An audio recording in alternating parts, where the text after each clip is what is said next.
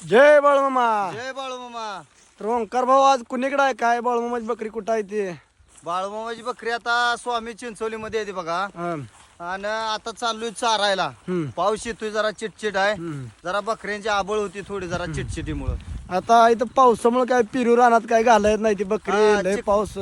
हा कसं होतंय पेरेवर रानात काय रानात नाही ती घालून चालत का तर लांगाडते ती ना, हं, त्यामुळे जरा माळाला जाडवावं लागते ती. हं.